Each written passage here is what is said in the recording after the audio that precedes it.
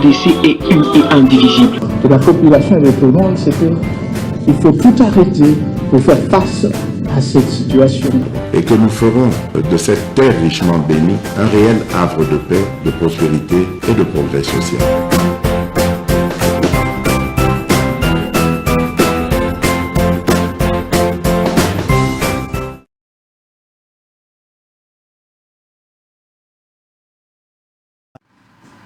Mercredi 21 juin 2023, très chers téléspectateurs, nous vous disons merci. Merci de partout où vous êtes. Boalé Belé, télévision Moko, Batou Belé, Télémi Poété, Balanda, Bossolo, na politique officielle, votre rendez-vous de tous les jours. C'est pourquoi nous vous disons merci. Merci, Nabana Mboka, Nikolanda Bisso, Bozwami na Katia, République démocratique du Congo, Topesibino Mbote Mingi, Bisika Nyonso Bozali, Bazoko attendre, Kaka, Poété Baeba, Nini Ezali derrière, na Mayo à Salaki, Pe Tozali. Sous na arrestation il y a moi politique mokope na Katia Mboka na biso Franck Diongo président il y a MLP to solo la yango na Katia Maso na biso alelo to beta mai matali politique avec toutes les sorties médiatiques. Nous avons vu la sortie médiatique de Joseph Kabila, l'ancien président de la République, quelques jours après. Et Zala qui paye sous sortie médiatique, il y a Martin Fayoulou, président, il y a Eside, Tokosolango, Nakati, il y a Masona Biswalelo, Pendeko, Ayelelo, Toebiete, Ayena, moi, spécialité, Pemon Sousou, Akozwa Penangonga, Abete Labino, Mahimatali, activité Oyo Yazaliko prévoir pour Namokolo, il y a le 24 juin 2023, Nakati, à ville-province, à Kinshasa, le 24 ans, Mayali et Belé, Nakati Mboka. Pour la nini motonio, soit Koponobe date, il y a le 24. Batoban Soba Ebi était na musicien Moko, Oya Robeta, Nakati Stade de Martyr, opposition PLUI PE, PAE, Mokolo Naye, et Ali le 24, attaque ou reporter le 24, mais Ndeko Petoualini na plateau, et pas l'oublié, Pe Milulu Naye, Kusala Mobe, le 24 juin. Quid de ce 24 juin? Nous allons en parler. Nakatia émission Nabiso, je m'en vais présenter déjà moi la mboka oyo bomesana comme on attend union sur na boson na politique na émission à débat aujourd'hui ayepena na cadre moko spécial ndeko Diabanza, bienvenue. Merci na koembanga na oyo esika pour to mega solo la lisusu na makambo etali réellement mboka na biso. Je crois d'actualité eza moins belé mais spécialement elo réseau memanga lelo eza activité toujours mega organisé le 24 mbote ya kindaki. Mais après son retour, Franck Diongo arrêté jusque là et ko ibana pété esika nini bakei nae basangwe bimi akei na demia paké esika boye, mais jusque là preuve du contraire ba yi parti politique nae babi baluki ba yebi esiko alité li solo ya demia et ali ya lokuta, n'est-ce pas? Un acharnement contre un opposant à quelques mois. Il y a Maponami surtout qui nous reste que 6 mois. Pourquoi ça? Je profite de l'occasion en premier lieu pour nous présenter ma condoléance nangai très sincère na Dr Kabamba. Pour il s'était déplacé vers le deuil du Dr Kabamba. Dr Kabamba, ce n'est pas n'importe qui. Eza Mutoyo Tomene ne combat, Mutoyo Abima même la conférence nationale. Avant nous, c'est quelqu'un qui a cru au changement dans ce pays, paix à son âme, les lois Alisuna Bissoté. Je crois, parlons Alisolo et à Franck Diongo, le président Franck, c'est quelqu'un aussi pour qui j'ai beaucoup de respect. Pour Damoni Lissus Nakata Kombo, Ndenga Mene Komba, Ndenge à se sacrifier pour Congo Kende de l'avant, mais j'estime que dans le contexte actuel, la chose la plus importante, Aza Namaboko à justice, et Namaboko à justice, il faut réellement équipe nae s'arranger et mekakuluke avocat pour Kende Nako Samba. Na rolingate au présenter likambu, on dirait na pembe nyama ponami. Pour biso na kacha Congo. Est-ce que tu présenter likambu na pembe na maponami tu as la réalité de fende ya libongo? Nous sommes à 6 mois d'élection, oui ou non? Je n'en disconviens pas. Okay. Mais je voulais tout simplement dire, netoza na 6 mois à pembe na élection, ngai na kacha parti nanga si na déposé candidature nanga pona rolinga kozala député, et c'est sûr que de lundi air senya ko fungola ba porte po ba déposer yanga pe ko kende elingo lo bateke so na sali infraction na ngongo ba kanga te po toza pembe na maponomi soki osali ba infraction ba ko kanga yo eza un élément moko au faux ba congolais ba koma ko n'est-ce pas que ça donne mauvaise impression au moment où Mboka Eko s'est préparé pour les élections? Ça risque de donner mauvaise impression sur la politique. Salomon, Franck Diongo. Je n'en disconviens pas. Soki biso ba politique, totiki ko politiser nyonso, ça peut permettre à l'État d'aller de l'avant. Soki biso ba politique, nangongo ba interpeller mutu na biso. Poto la qui ça réellement que c'est un complot qui n'a rien à voir avec le droit. Il faut tolukele bavoka makasi po bavoka ba ko la qui ça l'État que il y a un acharnement et ça n'a rien à voir avec l'infraction qu'on est en train de brandir. Ba congolais faut ba bandarota la likambo moko ya sérieux na kati mboka na biso. Cercle ya ben touchable né mutezo kwea. Cercle ben touchable. J'estime quelque part qu'aux Alagi Nakacha Congo, tant au moni, interpeller directeur, il y a cabinet en fonction du chef de l'État.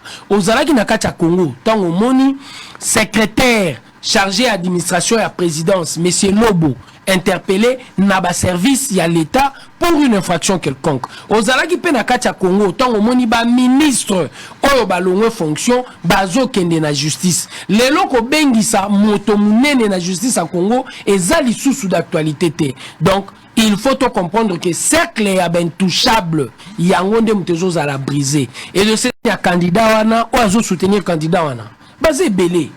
Poani ne belé nyos tuana ba interpeller bangote batali kaka ye motofaz à la interpeller na ba service à justice. Mais selon les informations, Franck Diongo est derrière les dossiers à Salomon Escadela. Mais voilà, vous avez déjà de l'information. Ngaso na ozala na moi réserve pour na yebi que d'ici là, ba service soit interpellé, ba service soit arrêté et communiquer. Et de cette arrestation, communication koya. Tant communication koya et qu'on fixe biso sur ce qui est reproché réellement à monsieur Franck Diongo. Soit là qui cité nommément na dossier André Salomon Escadela, c'est sûr d'ici peu nous serons fixés. Seront fixés alors que l'information est circulée, ces communicateurs paient à partir naé.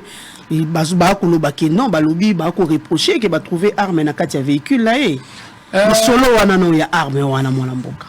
Je crois quelque part jusque les araba rumeur. Poani no linga oloba mingité sur ça.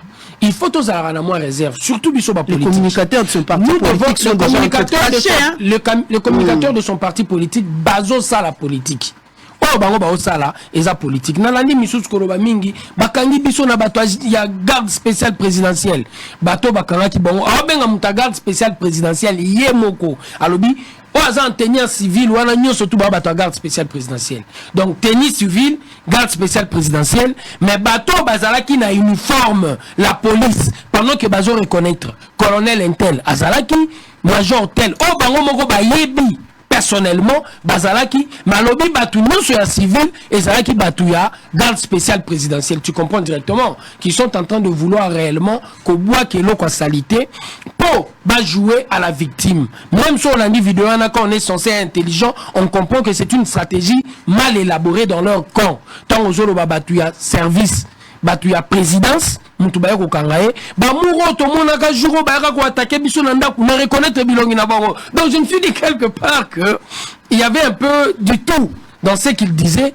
pour kaka baluka ko jouer à la victime pendant que bazo reconnaître d'éléments de la police au bayaki ko interpeller ko arrêter pour ne pas dire interpellation ko arrêter ndeko Franck Diongo pour ba kende nae na ba service attitré à Meka à la confronter na makambo bazo reproché. Moi mboka dia banza vie situation des réseaux s'est présenté plus d'un Congolais ba koloba été Félix Tshisekedi est plus dictateur que Joseph Kabila.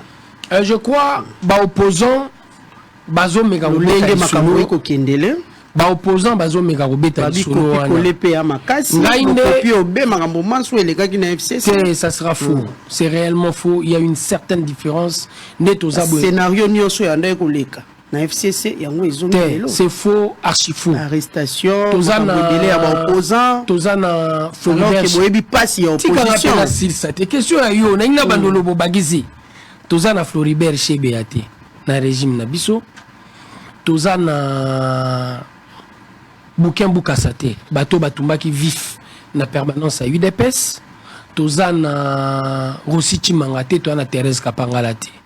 Et s'il faut réellement parler de la dictature, na Lolenge Sengeli, Robert Alisolo et Arma Tungulu, au Ezalaki, arrestation sans aucune forme de procès, il a été assassiné.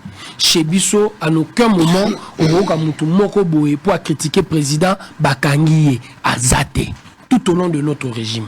Mais je sais, à une certaine époque, je prends par exemple le président Faïlou, à l'Obiango, le 23 août 2020, dans le meeting à Sainte-Thérèse, que Félix Tshisekedi, c'est un patin, tous les éléments sont là. Mais à ma grande surprise, le 27 septembre 2021, Aïko Lobalissou, c'est un dictateur. Donc, on a lobaki quelque part que les hommes politiques congolais actuels ont marché selon les circonstances. Et tellement ils ont la difficulté diagnostique, ils ont bêta masolé belé au bazo koko saisir.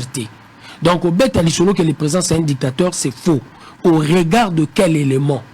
Au bêta lisolo que c'est un dictateur. Il doit y avoir un élément. On a dit que ici il y a eu la dictature.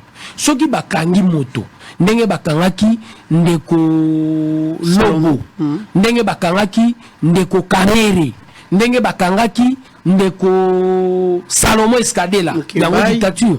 Ndenge bakangaki ndeko François Béa, il y a une dictature.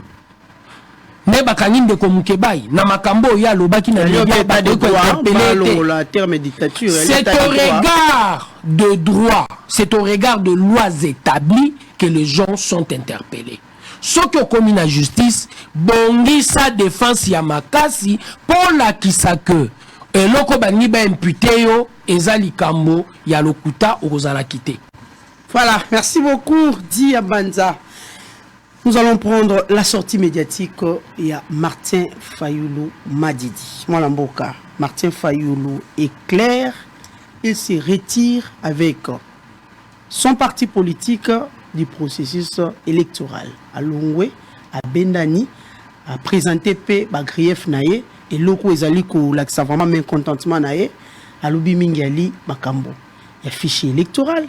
À l'OBP, les Cambo, il y a cour constitutionnelle, les gens qui dirigent la cour constitutionnelle, à l'OBI, il va infiltrer, et puis le bureau, Kadima, Oyo, jusque-là, Banda revendication, dès le début, pour qu'on puisse changer le bureau, soit solutionner alors à Longwe Naye, Nakati, ya course. N'est-ce pas stratégie pour les opposants? Je crois, je le dis, Sozui, numéro Nanga ya Liboso. Na kati ya solo na bémission na bino na lobaki le président Martin Fayoulou a une difficulté diagnostique a ko sala diagnostic à contexte trop bien té et na ko zanga ko yeba ko sala diagnostic ya contexte o ko remarquer ba contradiction na ba sortie médiatique na ye et ce qui na lobby na sa pesantir kaka na makambo etali réellement processus électoral, on peut remarquer que Ndeko Fayoulou a bougé à contre-courant. Mbalebele. Au moment après les élections, na bandakout avant les élections. Tant que nous avons élection en 2018, marche à Liboso Basalaki, Ezaki le 26 octobre 2018. De cette marche, Ezaki pour opposition et dénoncer machine à voter. UDP se prenant parti. Bissotolobaki déjà que non. Dès le 26 octobre, déjà notre option était machine ou sans machine, nous irons aux élections. Marche wana Bissotozalate et mobilisation marche wana et posa problème. Toye le 3 décembre, na Beni a réitéré position na ye à Koloba que ba Congolais beaucoup qu'une élection. Pendant ça déjà campagne. Ce qui machine les alliés.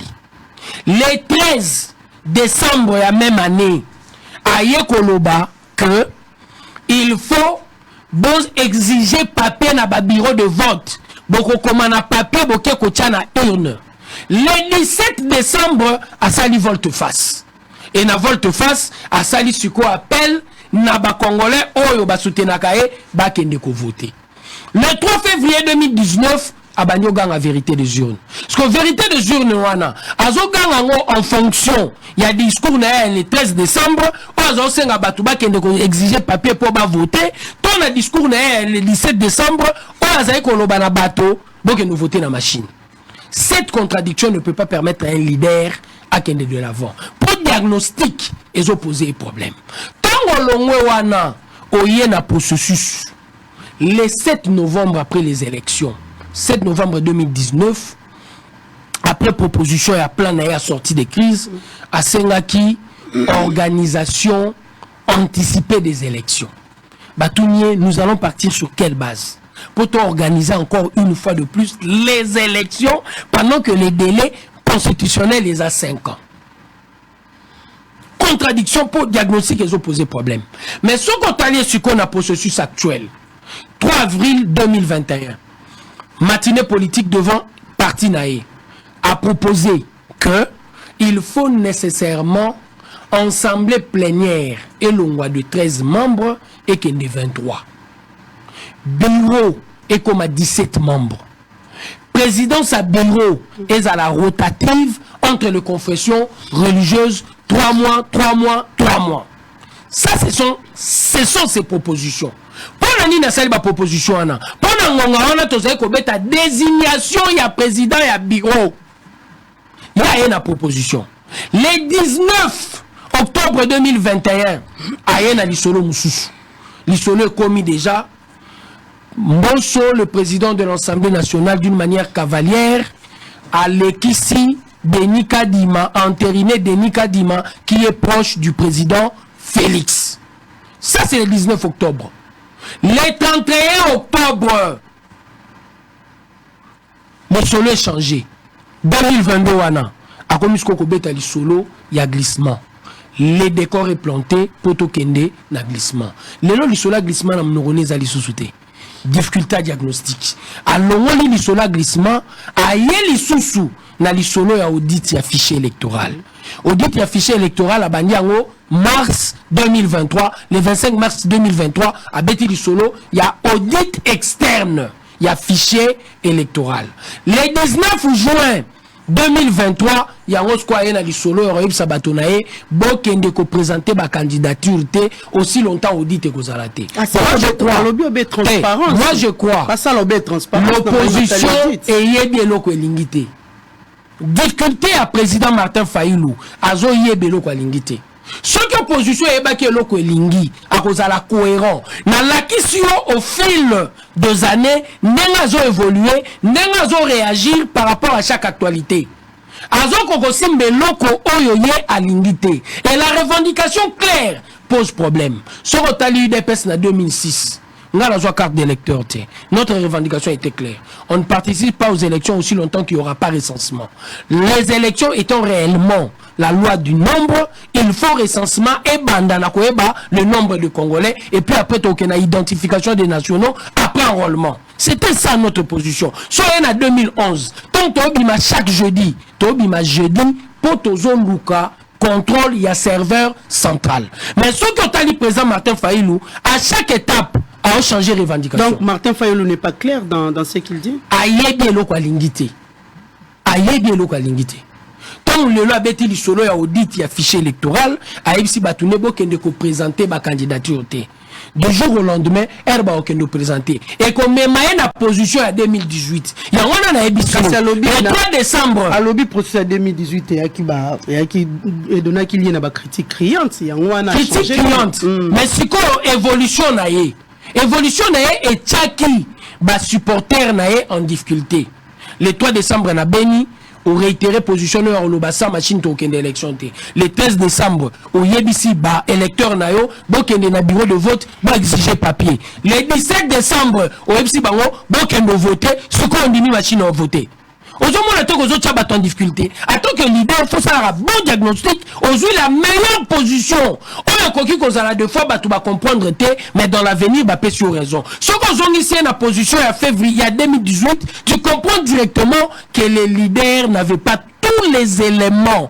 Il y a quoi critiquer la circonstance à sa possession. Il y a les héros et je me mets les sous une position pour comprendre que aujourd'hui il y a des divergences politiques. Comment vous analysez ça? Martin Fayulu sort de sa réserve pour n'a été passé retiré la position électorale. À quelques heures, les porte-parole il y a ensemble au Bazali la coalition Mokolelo. Balobi était et ils vont prendre part à la prochaine électorale. Mais tu comprends la stratégie, une façon de troubler les gens. Il faut comprendre la course ou comment?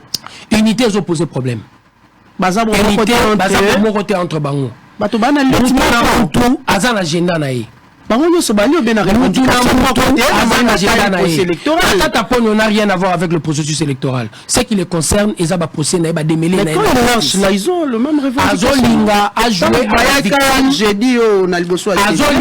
joué à la victime politique. Pour l'obaka, alobisabato, bazolinga ba interpellé na justice pour na makambo yo etali nécessairement les élections. Pendant que il sait qu'il a des démêlés avec la justice. Et Ndeko Faïlou, aloba déjà yemoko, je crois que c'était le 11 mai 2020, que la plus grande escroquerie que nous avons connue dans notre pays est Zabukanga Lonzo. Mais à notre grande surprise, en 2022, Basangani na Matata. Matata, a Futagi Mbongo Pobandi Mabala veillé, ou Matata devient réellement politique. Matata a d'autres problèmes. Ndeko Moïse, il a d'autres problèmes. Il n'a aucun problème lié réellement au processus directement. Mais avant, la commune. Avant, l'état à la commune, il faut avoir la même revendication. La même compréhension des choses.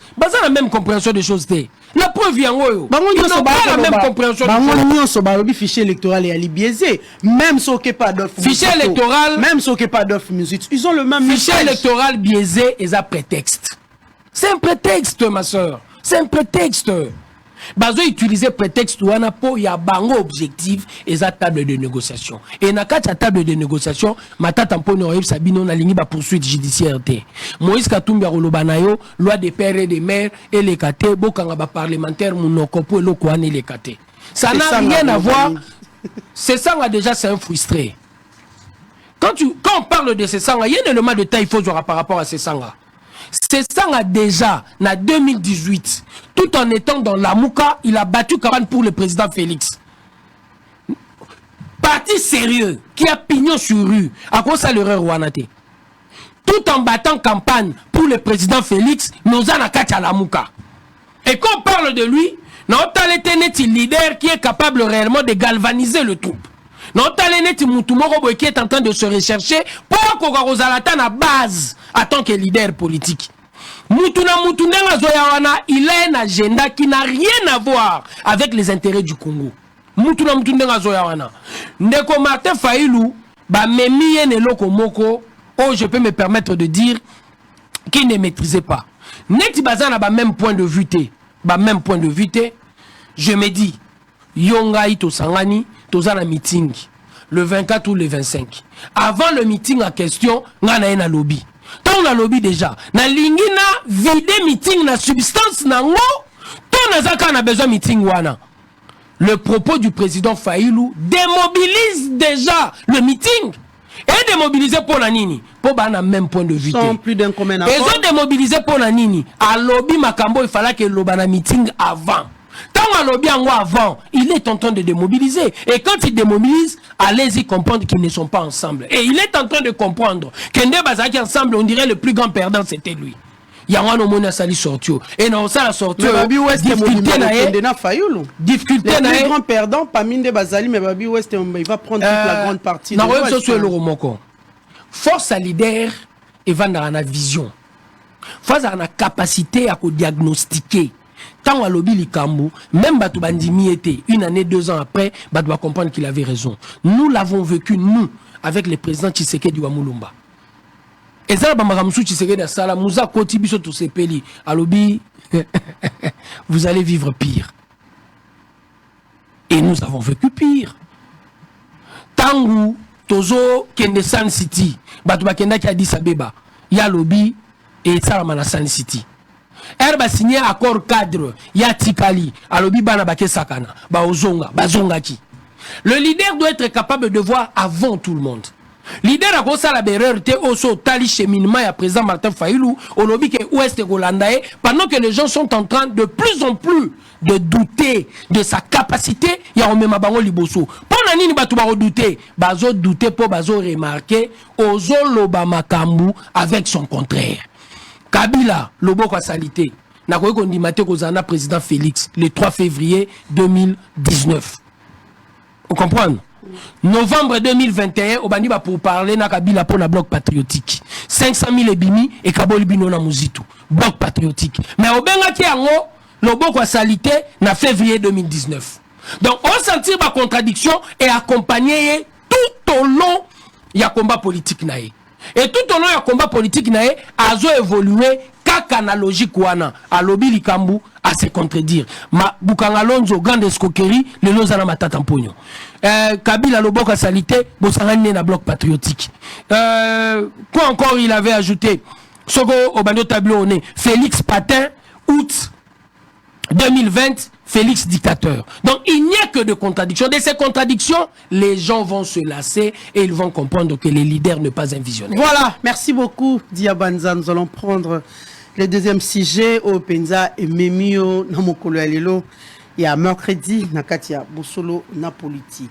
La journée du 24. Je l'ai dit tantôt, quid lors de cette journée du 24 et pas yoa plutôt comme on a bato babetaka lindanda et siko bakosangana loengo ya kosangisa bato na ye pour que faire rigola akobeta mokolo na stade de martyr to moni pe pa yoapi Diabanza lobi yepe akosangisa ba mama veuve. C'est à l'occasion il y a journée il y a ba femme veuve et de l'autre côté moni pe opposition lo lengeni ni bakozala ensemble pour na meeting na bango mwana mboka Diabanza cette journée du 24.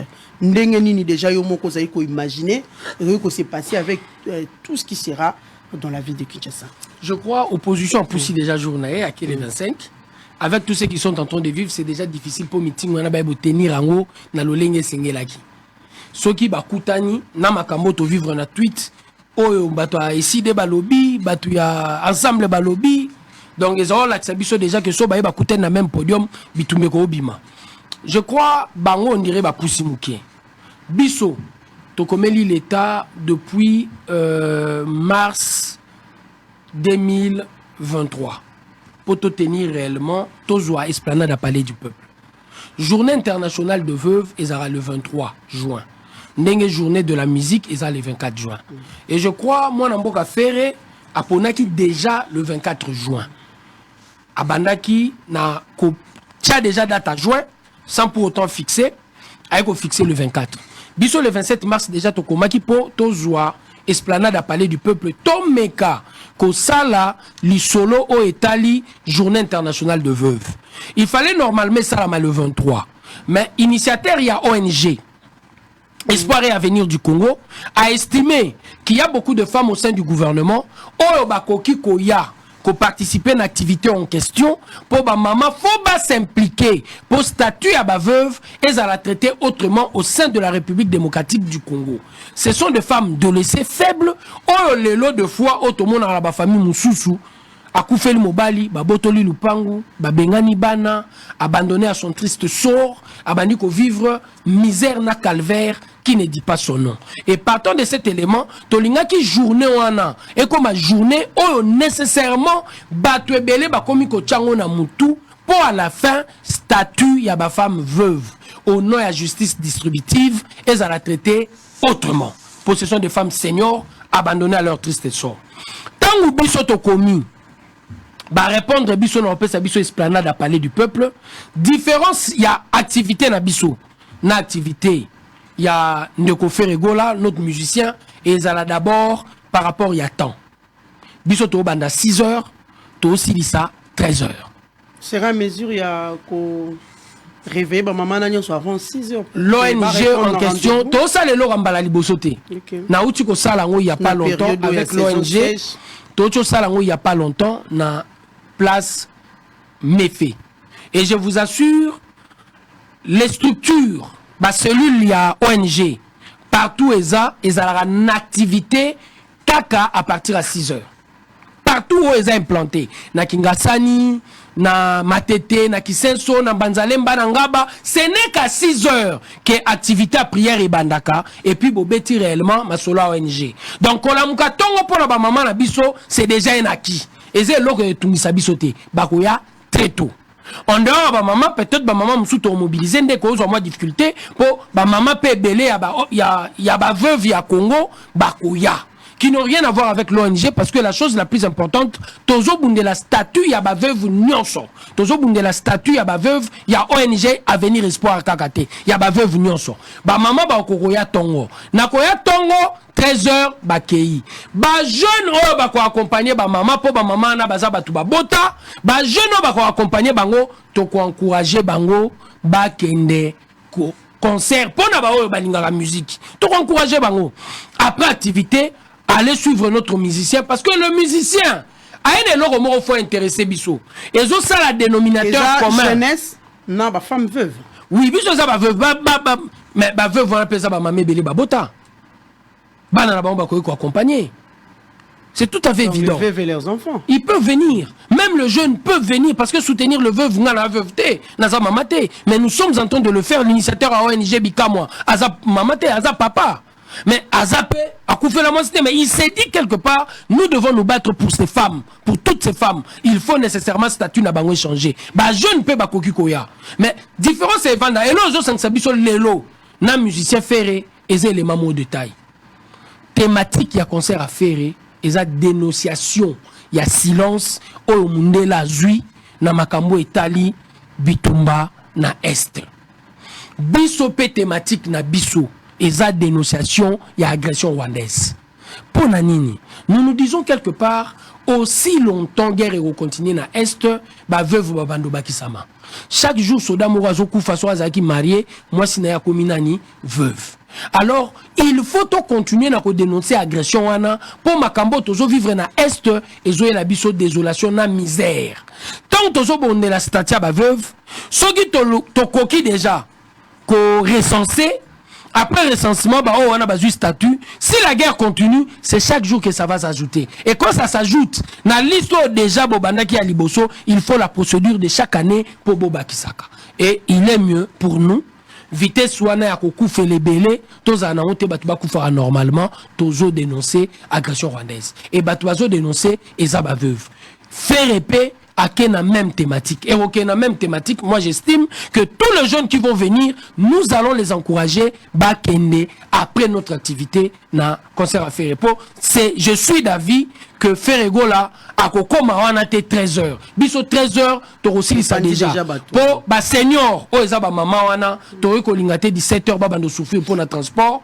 L'activité, il y a l'artiste musicien, eza na coin wana. Activité na biso na coin wana, secteur wana, tellement sollicitation et comme à l'icolo, transport et cause à difficile. Et nous allons nous battre pour déjà 13h, ba bus, et l'on a ba maman, pour ba maman, bazon a déjà, na ba domicile na bango, et ba jeune ba otikala, ba okota concert, pour balanda, ndenge, musicien na biso, azo kende, na ko dénoncer, silence, y a communauté internationale. Voilà, merci beaucoup, Diabanza. Yibisa biso nono. Pourquoi seulement avoir choisi les femmes veuves? Pourquoi seulement avoir choisi les femmes d'abord? Pour Ninika Kabasi, veuve pe bazalit. Je crois des hommes et des femmes, ngana yo toyebi, que société a établi de telle sorte que basim to bazalara brimé. Et so talinde to salama kamuna biso, chef de famille, c'est l'homme, c'est lui qui a la force physique, la force de chercher, et société na mentalité na biso tozora mobali to tchara ekaka liboso. Et de cette mentalité, l'homme avait déjà réfléchi. Nengeni ni faut ça la discrimination positive pour égalité entre les deux sexes et ya. Dans les jours passés, ezaraki kenandaku ce qu'il faut tangisa bana basina mibali, papa ont choisi ko tangisa mibali pour moi si a obala nae. Mais lelo il y a évolution, pour il y a eu des campagnes où est dénoncé Babilo Kouana, où est la kisi ke baono sou bazabana, de la même manière, faut traiter Mobali, faut traiter Pemouana Mwasi. Lelo, le 8 mars, il y a une date retenue sur le plan international pour aimer kako sensibiliser Mobali na ko comprendre que il faut égalité des sexes et ça l'a établi. Sur le plan international P, le monde a réfléchi et comprendre que ba veuve baza ba délaissé à la société. Femme d'abord en premier lieu, en tant que femme, à vivre discrimination, et en dehors de vivre la discrimination en tant que femme, a commis sousou, ne lo comme sousou, ou eza cause à la veuve. Et veuve, on ne les devient pas parce que nous avons choisi. eza accident ya vie o esali que mobali no ya kufi mais un mobali no akufi okomineti paria ba komo taloneti eloko moko bezanga tina surtout na biso la société bantou ezo sala deux fois moi si muta sali boye moi si muta mimbo de tous ces izani ezali ko mema basi wana to mona net toche bango en marge de la vie sociétale. Et comment on a que bachamaka en marge de la vie sociétale tangu baye ko intéresser ngai pour adhérer bel et bien l'association, je me suis dit ça sera une bonne chose. Une bonne chose, pourquoi en premier lieu? En dehors de ce combat qu'on est en train de mener pour interpeller la société tout entière, qu'il y a une catégorie de mamans, Ototika Kalibanda, il faut bisoto prendre en compte pour toyeba de l'avant, il y a encore un autre élément. Il y a une démarche à caractère spirituel. Parce que je me suis dit, le meilleur moyen de prier Dieu, n'est Bible Zolo Banabiso, kolinga moninga ndengo milingaka. Ma eza pasi. Na meka kosa l'exercice, ya kolinga ba maman na makasi, ba accompagner na ba prière, et puis biso, toyeba ko se dévouer pour que la société tout entière eyoka. Crie à ba maman wana, pour na koyoka krina bango to pesa bango statut mususu et donc motivanga pour na kota ONG yangwana et puis net to kota ONG quand il y a des activités nous dépensons nous impliquons à fond pour l'activité et kende na ko simba ti krina biso et que comme on a institution nyoso va comprendre que statut ya ba veuve faut comme un statut à caractère étatique traitement la bango et ça la bel et bien différente na ba traitement mususu. C'est ça notre combat. Moi le boko moki alina simayana nité qui est derrière pour organiser cette grande activité. L'ONG eza déjà na bambule belé. Moi soutien to kakaka o mokambi moko IDPS nda ko soutenir yote. Invitation ya bakambi to ki para mokambi to robengisa te. Maman Marthe pendenga ali veuve. Maman Marthe pas veuve, neti ba veuve ya sunga biso ya na. Point no tangi ma bobila dawate. Aza pe veuve. Ala mboka mosusu. Maza veuve. Maman Amazon. Aza veuve. Na lobby na tokena na maman Marthe. Yende maman président de la République te. Maman Kizenga exemple où Talibanda le commence d'abord par le président de la République. Na yene na zo attaquer exemple na opona l'action que ba veuve basé belé oponi ka moko. Mais ali veuve oui non ali veuve. Elle veuve du leader Maximo mais oponi ka moko. O le potanga ba misusu. Pourquoi? Donc je crois que ya maman Marthe est dérangée. Et déranger en rien. Ya soutien. Et déranger en rien. Et déranger en rien, natangi pe misusu pona la kisayo que bango nyoso natangi ba s'impliquer pour statia ba veuve échanger pour na ba maman wana bazana kingasani masina et autres. Qui est derrière maman Marthe to meka pe kotika invitation. Maman Eva Bazaïba oaza ministre lelo ya environnement to tikela ke pe invitation. To linga ki pe ye pazala ya ko porter voix wana neti abando senga na moninga ne à genre et autres ta la situation oyo poto bundela ba mama oyo. Donc je crois quelque part que tu invité ba te belé pour ba mekakoya to tiki invitation na maman nyo soit veuve ou aza influente na kati ya République démocratique du Congo a mekako sunga biso pour mongongo ya ba mama wana eyokana. Donc exact que tous vont dans la logique que il doit y avoir réellement quelqu'un derrière nous. Il n'y a pas de visa à caractère. Ça lui bien la cotisation na bino kaka. La structure réalité et soutenir structure pour être structure wana za ONG mukete pour côté la bango bis structure wana maman mela surtout maman veve ONG asi a poussani na mbula ONG c'est 6h du matin donc à l'heure côté avant espoir et avenir du Congo eza ONG mukete eza na siège na Selembao asala ka activité belé ba forage ba nini c'est vraiment c'est Bikamwa. Il s'appelle réellement Bikamwa. Papa Adrien, il est dirigé ONG. Et il a structure à Moukete, structure à structure à Mnene. Et structure c'est quelqu'un qui est réellement passionné. Et c'est lui personnellement qui est venu me recruter pour Ibsangaï, Kota Likambo. Et c'est une manière pour vous de prier 2 fois et de mener aussi un combat à caractère politique pour Omekako Sunga, ba mama. Yango et Motiva Kingai. Et ça structure à Mnene et de cette structure à Mnene organisation. Toza na orphelin, toza na handicapé, comprendre. Ba veuf pour l'année. Ba maman nene otoro ebiso awa. En dehors ya rozala maman, ndenge to vivra discrimination. Tina ba tia le 8 mars bazali susu ba veuve ezalaka mingi ye mutu azalaki kosala azalaki kolesa ndaku azala na même situation te na mama oyo batiki eza pasi mobali akufeli mwasi babotoli elupango eza mingi sensibilisation et salamine de nini.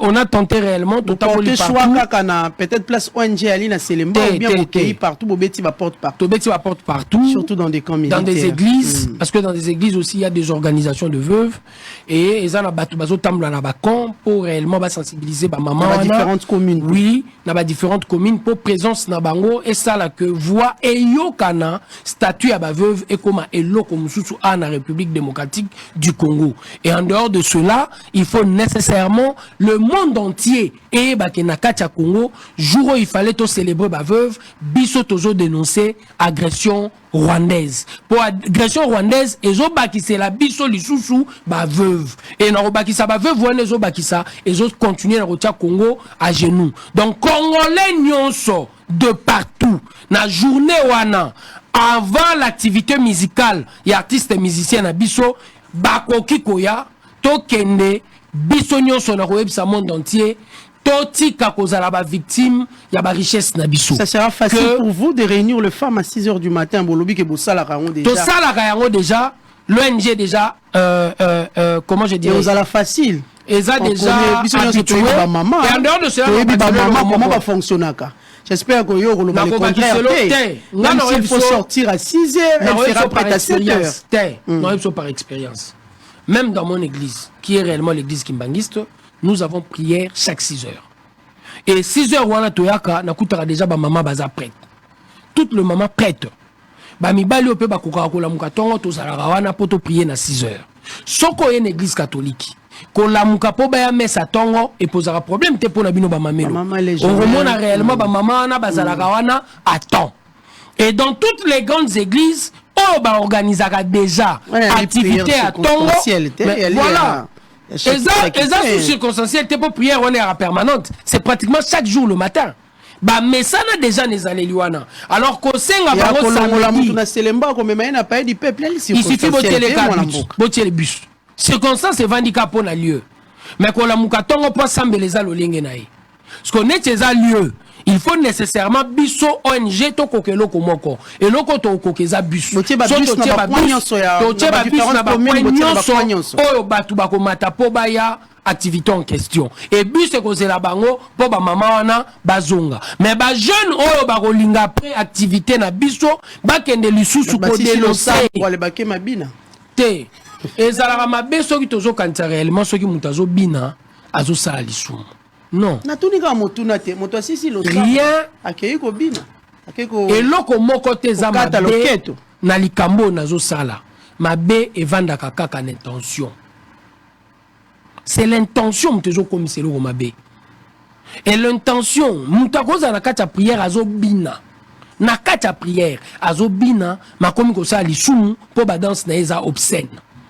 Intention naïe est commis déjà mabé. Il n'y a rien de mal et de mauvais en soi.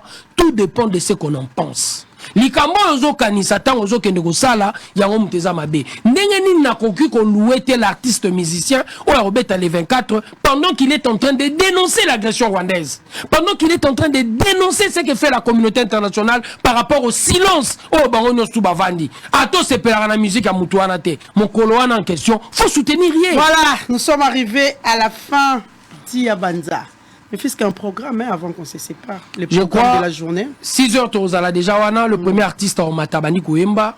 Après les artistes, il y aura des pasteurs qui vont prêcher. Et parmi les pasteurs, Moutoto Koisake Lenginabiso Pakokakoya, Eza Kabundi Walesa, Eza Dodo Kamba. Soki Bangomi Bale Baye, Bako honorer réellement Bamama veuve, Potoko Ressemble les Longo Bate Abiso, na Bate Mouana, pasteur Kabundi Walesa, na pasteur Dodo Kamba, et Rosalelo Kamalamu, et puis bah musicien va continuer, Koyemba Kobina, il y aura un mot de circonstance, et puis après, moi adresse pour nous expliquer Tina Nini, Tozo Lingali Kambo yo et kende de l'avant et tika ko bakisa ba veuve na Congo na agression au tozo vivre na est. Voilà, merci beaucoup à vous Dia Banza, nous disons non à l'agression rwandaise na Katia République démocratique du Congo.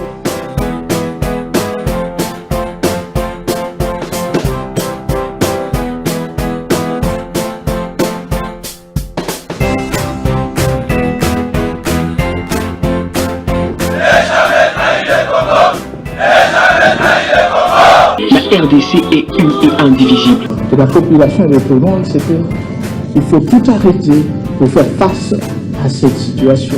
Et que nous ferons de cette terre richement bénie un réel havre de paix, de prospérité et de progrès social.